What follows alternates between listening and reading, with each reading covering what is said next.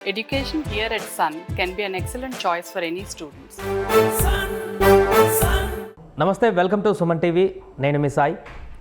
అభిమానులు ఎప్పుడెప్పుడు అని ఎదురు చూస్తున్న కల్కి మూవీ విడుదలైంది. దీనికి సంబంధించి పబ్లిక్ టాక్ కూడా, రివ్యూస్ కూడా రావడం జరుగుతుంది. సో కల్కి సినిమా ఎలా ఉంది, సినిమాలో ఏమేమి చూపించారు, దీనికి సంబంధించి మనం మాట్లాడదాం. మనతో పాటు Suman TV news chief editor Keshav గారు ఉన్నారు. వారు కూడా సినిమా చూశారు, మార్నింగ్ ప్రివ్యూ షోనే. సార్ నమస్తే. నమస్తే. సో ఎలా ఉంది సార్ కల్కి సినిమా? అంటే ఒక్క మాటలో చెప్పాలంటే ఒక డిఫరెంట్ వరల్డ్. సో చూసిన తర్వాత దాన్ని ఫీల్ అవ్వాల్సి ఉంటుంది.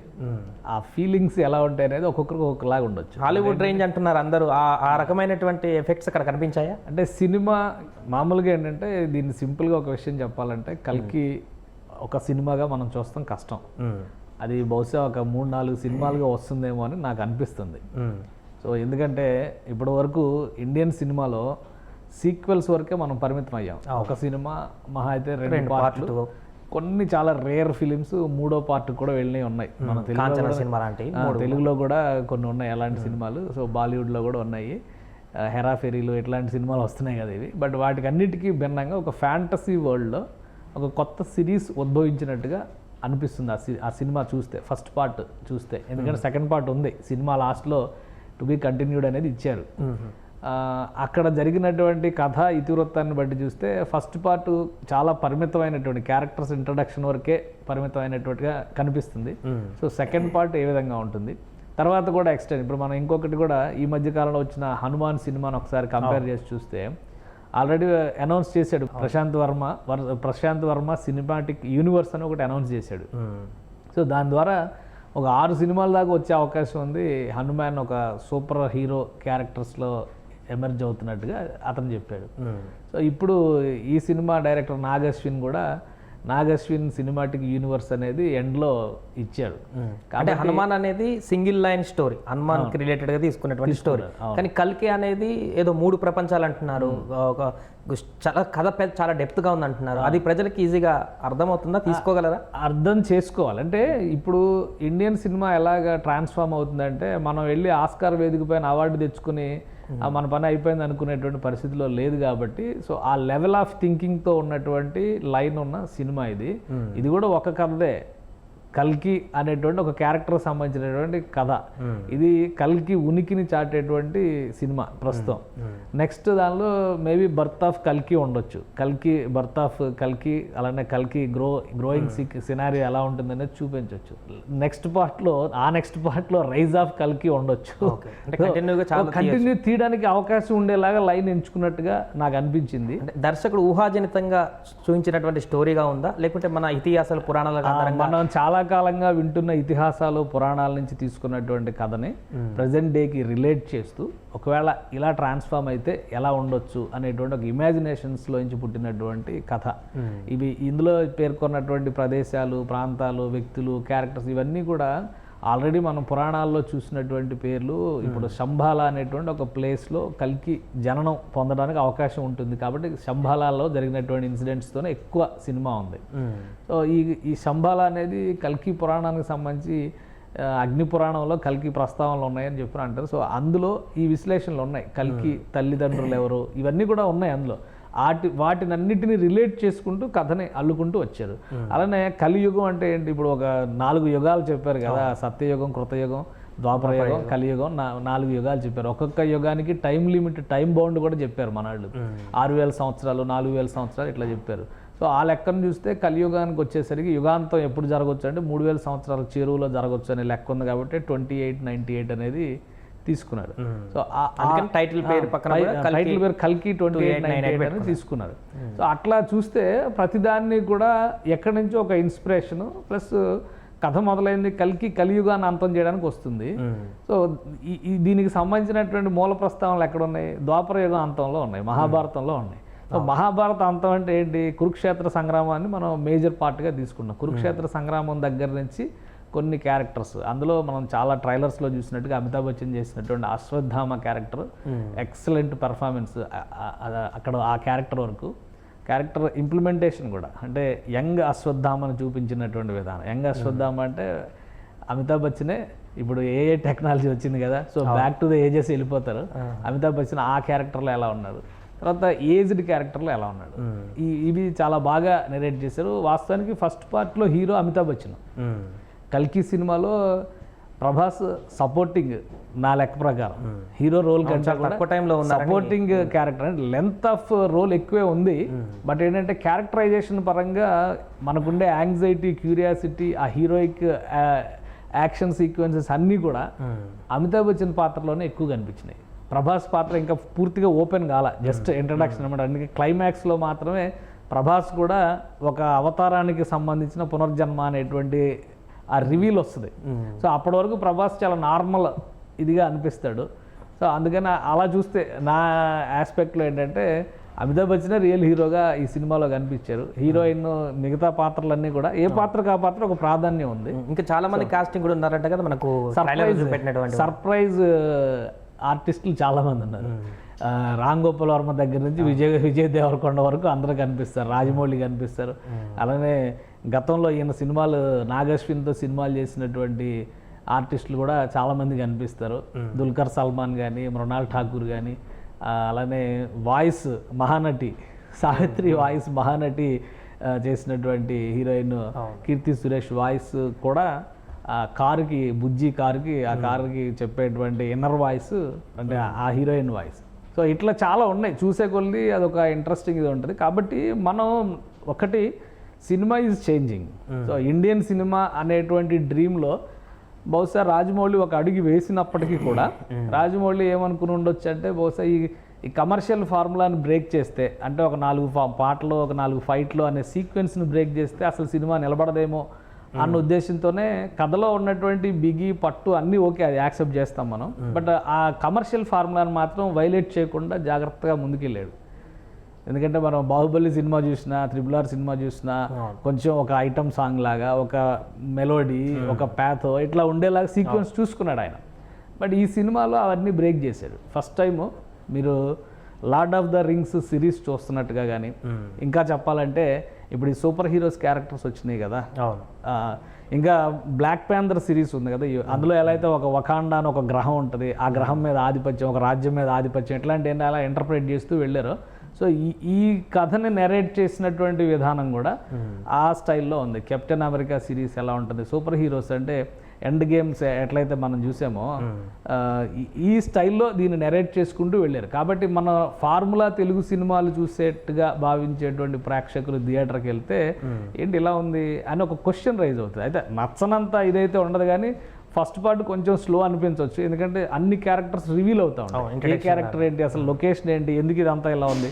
కాశీ అంటే మనకు తెలిసింది ఏంటి, పెద్ద గంగా నదిని చూపిస్తాము, కాశీ ఒడ్డున జరిగేటువంటి మహాక్రతువులన్నీ చూపిస్తారు. ఇప్పుడు అందులో అది ఏమి ఉండదు, ఎండిపోయిన గంగా నది కనిపిస్తుంది.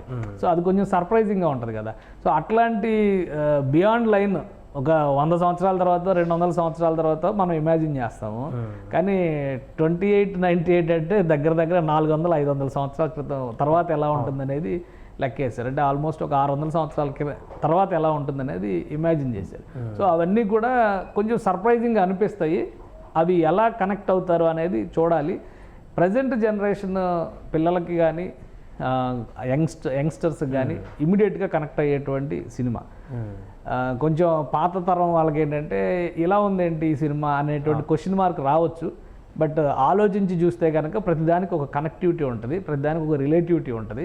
వాటిని ఎలా తీసుకెళ్లే డైరెక్టర్ అనేది ఈ సినిమాలో 4 కోట్లకు పైగా బడ్జెట్తో ఒక వెహికల్ని తయారు చేశారు. దాని పాత్ర ఎట్లా ఉందంటారు ఆ సినిమాలో? అది చాలా కీ రోల్. ప్రభాస్తో పాటు, ప్రభాస్తో సమానంగా ఆ క్యారెక్టర్ కూడా ఉంటుంది. ఎందుకంటే ప్రతి సీన్లో ప్రభాస్ కనిపించిన ప్రతి సీన్లో ప్రభాస్కి సపోర్టింగ్ క్యారెక్టర్ ఆ బుజ్జి వెహికల్ అనమాట. రకరకాల ఎంతకంటే రాబోయేదంతా మెషినేజ్. సో మెషినేజ్లో మెషిన్స్ ఎన్నెన్ని పనులు చేస్తాయి, ఏమేమి పనులు చేస్తాయి, ఇవన్నీ కూడా బుజ్జి చేయగలుగుతుంది అనమాట. అండ్ ఏఐ టైప్ అనమాట. ప్రతిదాన్ని కూడా ఇప్పుడు మనం అలెక్సాతో ఎలా మాట్లాడుకుంటామో బుజ్జితో అలా మాట్లాడుకుంటూ ఉంటాడు ప్రభాస్.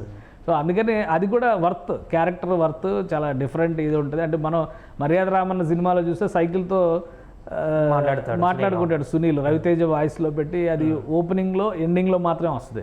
బట్ ఈ త్రూ అవుట్ సినిమా ఈ క్యారెక్టర్లో బుజ్జితో మాట్లాడుకుంటూనే ప్రభాస్ ట్రావెల్ చేస్తూ ఉంటాడు. ప్రభాస్ తన్నులు తినేటప్పుడు బుజ్జి ఉంటుంది, ప్రభాస్ తన్నేటప్పుడు బుజ్జి ఉంటుంది. సో అన్నిట్లో కూడా బుజ్జి పాత్ర కూడా చాలా ఇంట్రెస్టింగ్. 600 కోట్ల బడ్జెట్కి వర్తబుల్ అయ్యేటువంటి సినిమాలాగా అనిపించిందా మీకు చూస్తే? అంటే ఇందులో 2 అంశాలు ఉన్నాయి. ఒకటి ఆర్టిస్ట్, చాలామంది పెద్ద పెద్ద ఆర్టిస్టులు ఉన్నారు కదా, సో ఆర్టిస్ట్ రెమ్యునరేషన్ ఒక ఆస్పెక్ట్ చూడాలి. ఇంకోటి టెక్నాలజీ, టెక్నికల్ వాల్యూస్లో సినిమా చాలా పర్ఫెక్ట్గా ఒక హాలీవుడ్ సినిమా రేంజ్ మేకింగ్ అయితే ఉంది. దాని సౌండ్ ఎఫెక్ట్స్ కానీ, పాటలు లేవు, 1-2 వచ్చేటువంటి పాటలు మినహా, అంటే 2 పాటలు వస్తాయి అనుకోండి అంతే, ఫస్ట్ ఓపెనింగ్లో ఒకటి, లాస్ట్లో ఒకటి. అవి కూడా పెద్ద ఐడెంటికల్, అంటే మన తెలుగు సినిమా, తెలుగు సాహిత్యం ఈ రేంజ్ ఆలోచించకుండా మేబీ ఒక 600 ఏళ్ల తర్వాత తెలుగు ఎలా ఉంటుందో బహుశా అది ఇంటర్ప్రిట్ చేస్తూ చేసినట్టుగా ఉంటాయి అవన్నీ కూడా. సో అలా చూసేటువంటి క్రమంలో టెక్నికల్ వాల్యూస్లో గ్రాఫిక్స్ కానీ అదంతా కూడా virtual creation, complete virtual creation. అంటే ఈ భూమి మొత్తం, భూమిపైన ఉన్నటువంటి ప్రకృతి పర్యావరణం మొత్తం కూడా ఒక బాక్స్లో పెట్టేస్తే ఏం జరుగుతుంది? సో ఆ పర్యావరణాన్ని మొత్తాన్ని ఒక కాంప్లెక్స్ అనేటువంటి దానిలోకి ఒక మెయిన్ సుప్రీం యాస్కిన్ అనేటువంటి విలన్ కింద మనం ఇప్పటివరకు విలన్ ఏం చేస్తాడనేది ఇంకా రివీల్ కాల, బట్ విలన్ ఒక పెద్ద అరిస్టోక్రాట్, అతనికి కావాల్సింది అతను చేసుకునేటువంటి నియంత అనేది మాత్రమే అక్కడ ఎస్టాబ్లిష్ అయింది. అతనికి ఒక పెద్ద సైన్యం, ప్రపంచం మొత్తాన్ని ఆక్యుపై చేసి ఉంటాడు, మొత్తం అతని కనుసన్నల్లో నడుస్తుంది. ప్రకృతికి సంబంధించిన ప్రతి అణువు అతని దగ్గరే ఉంటుంది. సో భూమి మీద ఒట్టిపోయినటువంటి ఎడారి నేలలు, ఎండిపోయినటువంటి నదులు ఇవి మాత్రమే ఉంటాయి. సో తిండి కోసం వెంపర్లాడేటువంటి జనాలు ఉంటారు. వీళ్ళల్లో ప్రభాస్ కూడా ఒకడు. ప్రభాస్ లాంటి వాళ్ళ ఆకాంక్ష ఏంటంటే ఆ కాంప్లెక్స్లోకి వెళ్తే మనం మళ్ళీ కొత్త ప్రపంచాన్ని చూస్తాం అనేటువంటి దీనిలో ఇతను కూడా ఉంటాడు. సో అలాంటి క్యారెక్టరైజేషన్ కాబట్టి టోటల్ వర్చువల్ క్రియేషన్. అంటే మనకి ఇప్పుడు న్యాచురల్గా కనిపిస్తున్నటువంటి యాంబియన్స్, న్యాచురల్గా కనిపిస్తున్నటువంటి అంశాలు ఏవీ లేవు కాబట్టి maximum graphics, making values, making దీని మీద మాత్రమే ఈ సినిమా నడిచింది. కాబట్టి బడ్జెట్ ఆ విధంగా చాలా ఎక్కువ అయి ఉండొచ్చు, టెక్నాలజీ వైజ్గా, ప్రజెంటేషన్స్ వైజ్గా ఎక్కువ అయి ఉండొచ్చు. ఆర్టిస్టులు కూడా ఆ రేంజ్కి మళ్ళీ మ్యాచ్ చేసుకోవడం, పైగా పాన్ ఇండియా కాబట్టి, సో పాన్ ఇండియా ఏంటి, పాన్ వరల్డ్ కాబట్టి, సో ఆ వాల్యూస్ అన్నిటికీ కూడా ఎక్స్పెండిచర్ ఎక్కువ అయి ఉండొచ్చు. ఈరోజు వరల్డ్లోనే బిగ్గెస్ట్ రిలీజ్ కదా ఆ సినిమా. సో దానికి తగ్గట్టుగా అయితే ప్రొడ్యూసర్స్, డైరెక్టర్ కష్టపడ్డాడు అనేది మాత్రం స్క్రీన్ పైన కనిపిస్తుంది. ఆర్టిస్టులు కూడా ఎవరి పాత్రకి వాళ్ళు పర్ఫెక్ట్గా న్యాయం చేశారు. కథని నేరేట్ చేసేటువంటి విషయంలో ప్రజలకి ఎంతవరకు కనెక్ట్ అయ్యారు అంటే, ఇప్పుడు దీనికి 3 ప్రపంచాలు కంటే 3 కాలాలు అనాల్సి వస్తుంది మనం. భూతకాలం, వర్తమాన కాలం, భవిష్యత్ కాలం అంటాం కదా. సో ఇది మొత్తం కథ అంతా కూడా ఎప్పుడో భూతకాలంలో జరిగిపోయింది, భవిష్యత్తులో ఏం జరుగుతుందో చూపిస్తుంది. మన ప్రజెన్స్ లేదు. సో మనం ఆ సినిమా కథకి నెరేట్ అయి ఉన్నామా లేదా, లింక్ అయి ఉన్నామా లేదా మన ప్రపంచానికి ఆ సినిమాలో నడుస్తున్నటువంటి సన్నివేశాలకు ఉన్న సంబంధాలు ఏంటి, మన గతంతో అన్న పోల్చుకోవాలి, మన భవిష్యత్తు అన్న పోల్చుకోవాలి. మన ప్రజెంట్తో కంపేర్ చేసుకుని చూస్తే సినిమా మనకి కనెక్ట్ అయినట్టుగా అనిపించదు. ఎందుకంటే నార్మల్ సినిమాకి దీనికి ఉన్న డిఫరెన్స్ అదే. అందుకనే నేను ఒక సిరీస్ రూపంలో రావడానికి అవకాశం ఉండొచ్చు. ఇప్పుడు 10 అవతారాల గురించి అందరికీ తెలుసు.